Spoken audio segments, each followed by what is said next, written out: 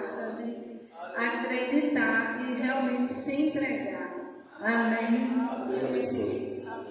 Agora o nosso pastor está com a palavra. Que o Senhor abençoe e conduza o servo dele que a gente possa estar de ouvidos atentos à santa palavra.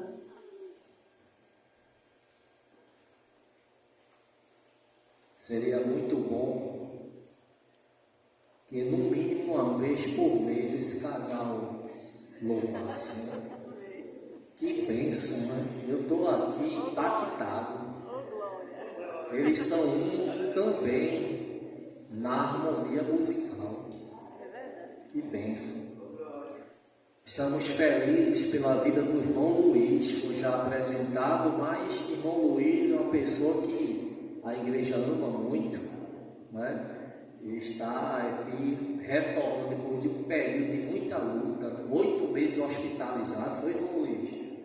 Uma situação muito difícil, mas ele já está de posse de vitória, né? Ele relatou quarta-feira passada, não só ele, mas também a esposa, a filha, enfim, a família, a bênção de forma completa na vida dele e da família. Glória a Deus por isso. Deus é assim, Ele tem um momento de agir, basta esperarmos, confiarmos nele. Eu quero ler um texto que domingo passado também lemos esse texto. É o texto, digamos assim, áureo das Escrituras. É como se fosse o núcleo de toda a Bíblia que foca o amor de Deus. João capítulo 3, versículo 16. Vamos juntos recitar esse texto?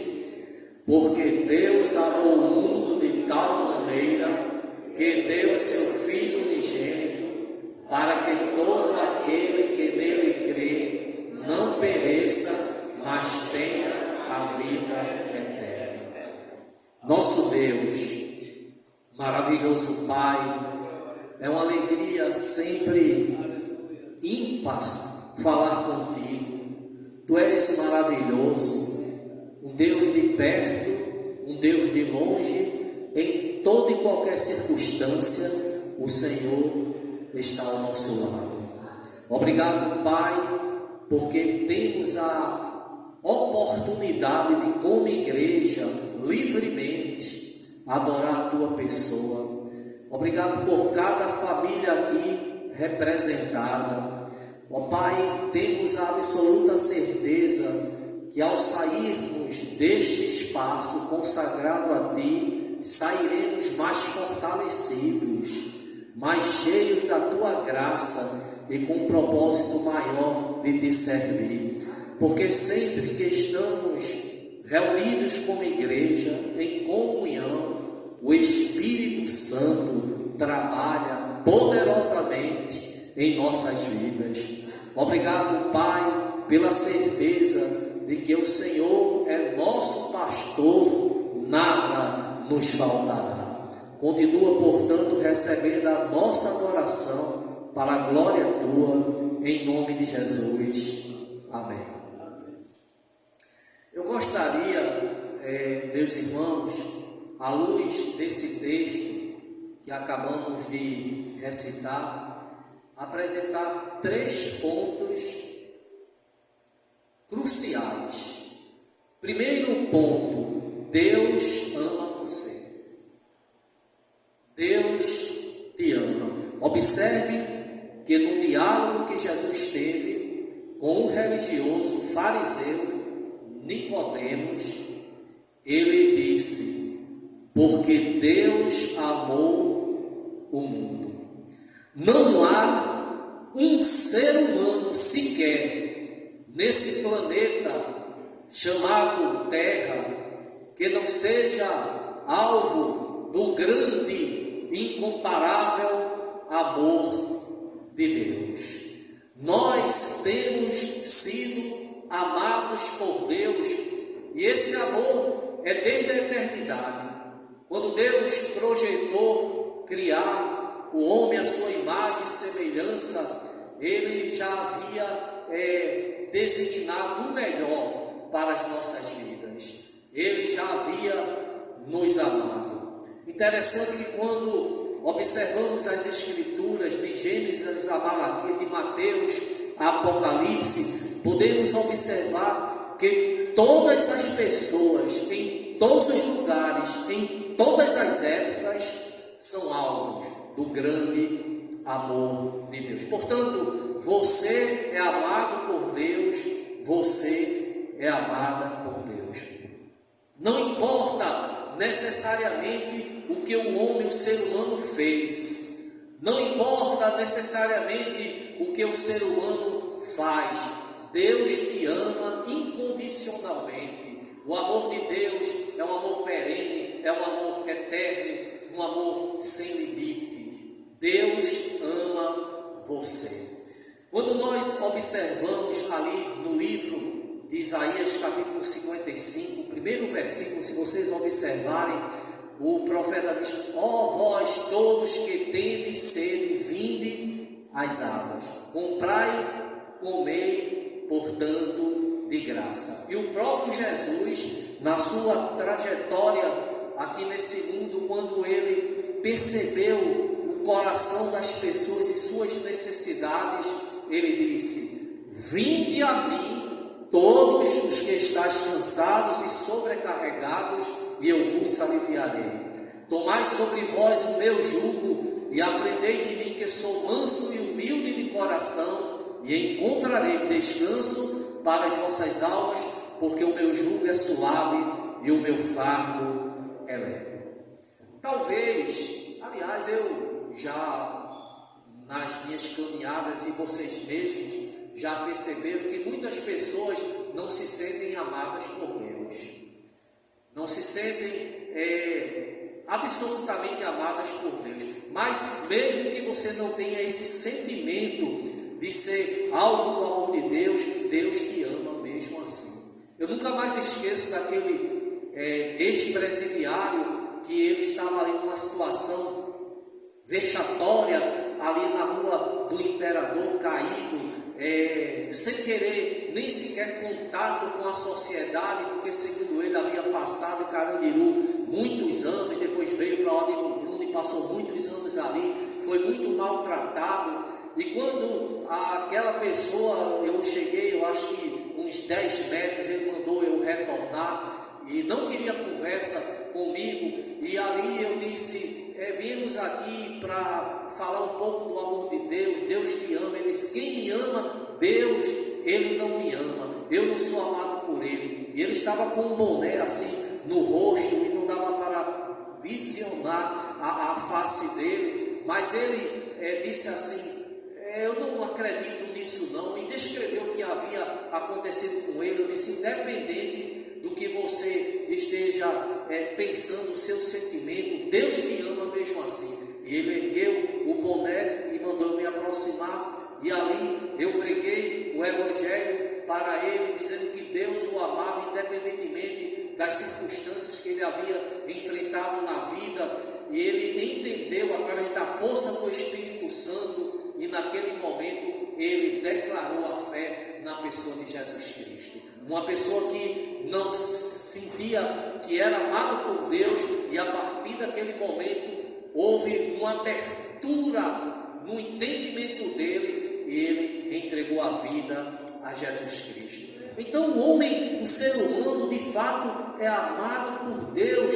Ele não vê você desprovido de sentimentos. Cada lacuna da sua alma, cada, quem sabe, espaço e ato que há em você, Deus te compreende, Ele te ama, Ele não vê você sem sentir-se bem ou ruim. Não, Ele vê você numa totalidade, não é só num aspecto não, Ele vê você como um todo, e Ele te ama.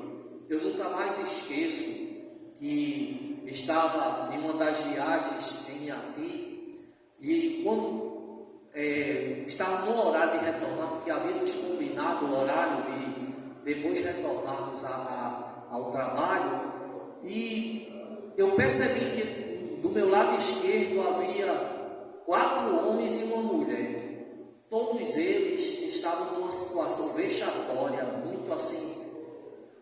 sem camisa e camisas rasgadas também, sujos, só vendo a situação tão desprezível que eles estavam. E eu olhei de longe e eu disse, não, quando sairmos desse local, iremos retornar aqui. Mas só que, pode ter certeza, irmãos, o reino das trevas queria destruir aquelas vidas por completo. Porque Jesus disse com toda razão, em João capítulo 10, versículo 10, que o ladrão veio para matar, roubar e destruir. O que ele quer é ceifar a vida de muitas pessoas. Mas Deus, pelo fato dele amar tanto a sua imagem e semelhança, Ele não quer isso para a vida do ser humano. E quando nós achávamos que já estávamos bem distantes, eu escutei aquele grito: ei, vocês, eu estava com mais duas pessoas, vocês não vêm aqui não? E eu disse, é sinal de Deus. Deus rompeu toda a cortina das trevas para atingi-los com o seu evangelho da graça. E quando chegamos lá, dentro de poucos instantes, aquela mulher manifestou-se. Ela estava cheia de demônios, muitos demônios mesmo. E ali os irmãos orando, e nós estávamos levando uma palavra de esperança e falando do grande e incomparável amor de Deus para ela. E repentinamente, irmãos, ela foi liberta do poder das trevas. E naquela hora, pode acreditar, irmãos, eu nunca tinha visto um negócio daquele em toda a minha vida de canto. Nunca vi o que eu vi naquela mulher. Ela estava com as costas sem roupa, as costas estavam com a alça, né? E com as costas, e de repente eu percebi que estava saindo muita mosca sem parar, e era um buraco que estava nas costas dela, e as moscas saindo de lá. O demônio estava querendo destruir aquela vida, e na hora que ela entregou a vida a Jesus Cristo, aquelas moscas saíram do corpo dela, e ela foi liberta pelo poder do amor de Jesus. Deus, Ele te ama. Interessante que o segundo ponto é: Deus provou que te ama. Veja o que é que Jesus Cristo diz a Nicodemos: amou o mundo de tal maneira que deu seu Filho unigênito. Irmãos, será que o amor de Deus consiste apenas de palavras? Não consiste de palavras, porque eu posso dizer, e é fácil falar, não é tão fácil às vezes, mas é mais fácil do que praticar. Não é? Falar é mais fácil do que praticar. Deus quer que haja uma equivalência na fala e também na prática.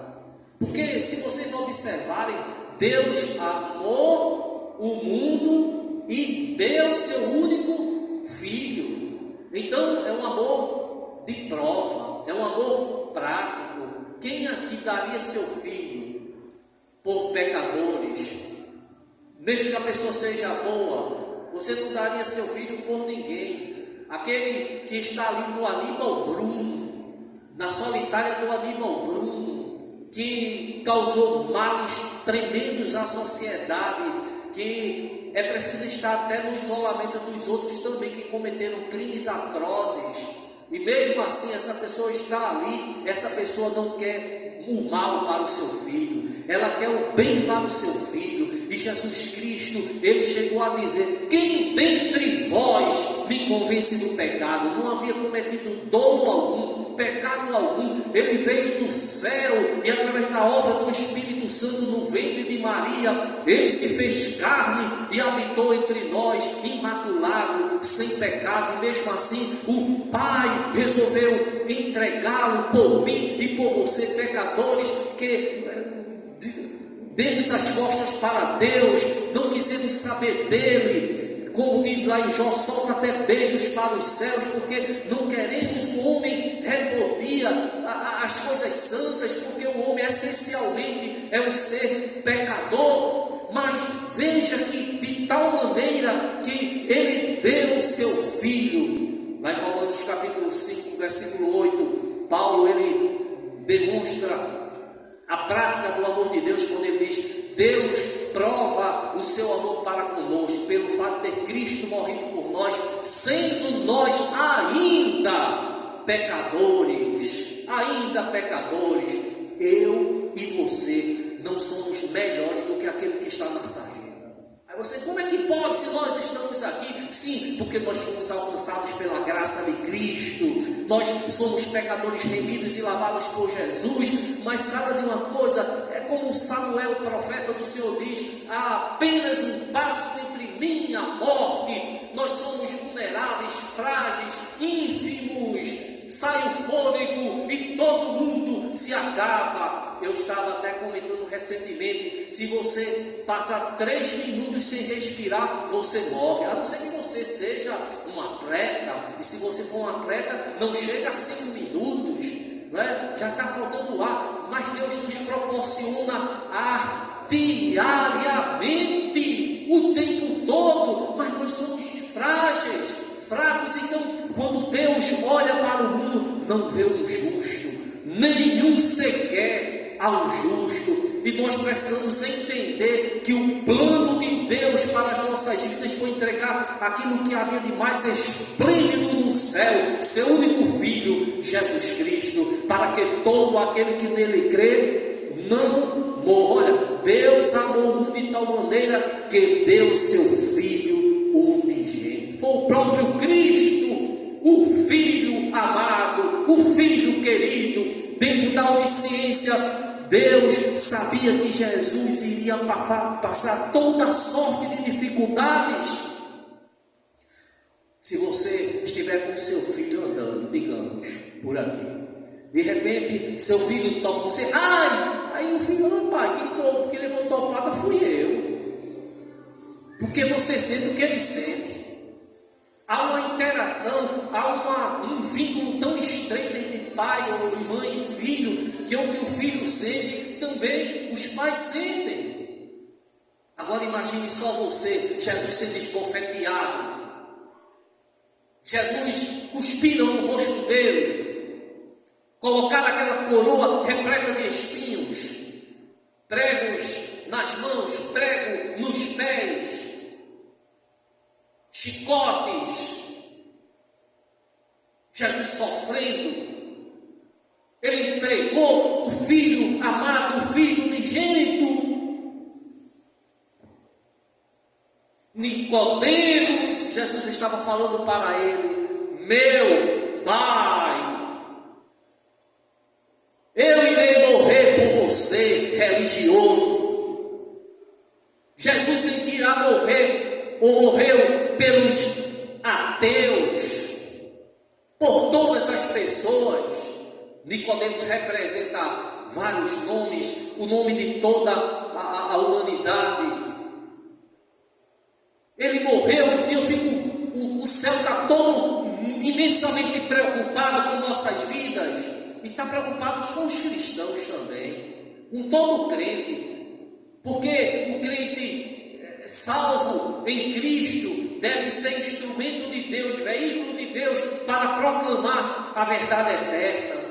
Nós estamos no mês de missões, mas missões devem ser diariamente em nossas vidas. Missões é o acordar, missões ao levantar, missões ao caminhar, missões ao falar com o vizinho, missões todo momento. A nossa missão é pregar que Cristo veio ao mundo e morreu por pecadores.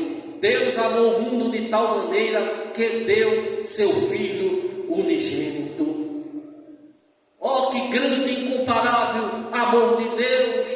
É um amor universal, e eu fico até imaginando que todo o universo ficou chocado por causa desse amor. Os anjos não entenderam, mas o Pai sabia que a única forma de você estar aqui hoje, louvando a Ele, a Trindade Sacrossanta, era Ele ter enviado seu único Filho. E a mensagem ensanguentada da cruz chegou um dia até a cada um de nós. O Evangelho da graça nos alcançou. Ele é transformador, Ele é libertador. O Evangelho que salva e redime, e Ele quer redimir todo esse bairro do Caiara, e Ele quer redimir os nossos vizinhos, Ele quer salvar a todos quantos ouvem essa mensagem de salvação, porque a fé vem pelo ouvir, e a mensagem de Cristo, e eu sou responsável para dizer ao mundo que Cristo, só Ele, é a única esperança. Que maravilha é saber. Eu nunca mais esqueço, eu estava caminhando aqui na rua José Anastácio, ali próximo a Cobal, e eu cheguei a ver 3 jovenzinhas sentadas ali no meio-fio, e disse: eu vou levar umas literaturas para elas. E quando eu chego próximo, antes de entregar ela: você quer entregar o quê? Eu disse: não, aqui é a palavra de Deus. Não, não quero saber de Deus. Você quer falar do céu para nós? Nós não queremos o céu, nós queremos o inferno para as nossas vidas. E eu parei e fiquei observando, e elas assim, revoltadas. E eu sabia que elas não queriam o inferno, eu sabia disso. Mas elas estavam ali tão arraigadas a determinadas situações que estavam enfrentando, que já estavam vivendo o inferno na visão delas. E ali, depois que elas falaram, eu disse: independente do que vocês estejam falando ou pensando, saibam que Deus ama vocês. Ele entregou seu único filho para morrer no lugar de vocês. Se vocês crerem nele, pode ter certeza, Ele não levará em conta aquilo que vocês estão falando ou pensando, porque o amor dele alcança todo aquele que está no vale da sombra da morte, aquele que está na areia movediça, no pecado. Deus resgata, a mão dele sacrossanta e salvadora alcança aquele que está no negrume das trevas e traz para o reino do Filho do seu amor. Creia nisso. E elas começaram a chorar, e aquela tarde elas entregaram a vida a Jesus Cristo. Que maravilha, irmãos, sabermos que apesar de tanta relutância por parte do homem associado com a ação satânica, Deus, Ele proveu a salvação para todos. Sim, a salvação é para todos, porque Deus amou o mundo de tal maneira que deu seu Filho unigênito. E o último ponto: para que todo aquele que nele crê não pereça, mas tenha a vida eterna. É vida eterna, vida sem fim. Foi isso que Jesus Cristo disse àquele religioso Nicodemos: Nicodemos, olha, todo aquele que crê em mim tem a vida eterna. Interessante que a vida eterna, eu recentemente estava pregando, e uma pessoa publicamente entregou a vida a Jesus, Sérgio, o nome dele, e quando ele entregou a vida a Cristo, foi agora há pouco, quando eu vim da IEB, entregou a vida a Jesus Cristo, ele foi à frente, e quando lá nós estávamos, acabei de orar por ele, ele tirou algo do bolso, não sabia o que ele ia tirar, uma carteira de cigarro, e disse: pode jogar. Glória a Jesus. Libertação. Libertação. Há muitas pessoas que eu entendo que às vezes naquela hora entregam a vida a Cristo, mas paulatinamente, de forma crescente, vão deixando algumas coisas que estão apegadas, porque o poder do Evangelho dá condição, e nós cristãos que seguimos a Cristo, muitas coisas temos a vencer ainda na vida. Muitas arestas, muitas coisas que às vezes trilhamos, e nós sabemos conscientemente que não agrada a Deus, e Deus quer tirar todo e qualquer empecilho para que tenhamos uma comunhão plena, maior com Ele. Deus quer isso em nossas vidas. Não é só a mensagem para o mundo sem Deus, para aqueles que estão longe da glória de Cristo, mas a mensagem do Evangelho é para a igreja de Cristo, uma igreja que foi lavada pelo sangue de Cristo, que Ele quer que cresça na graça e no conhecimento de Jesus Cristo, nutra o amor de Deus, procure viver uma vida de empatia, de relacionamento com o seu próximo, rompendo toda e qualquer barreira de separação pelo poder do sangue de Jesus Cristo. Nós temos essa condição de vivermos uma vida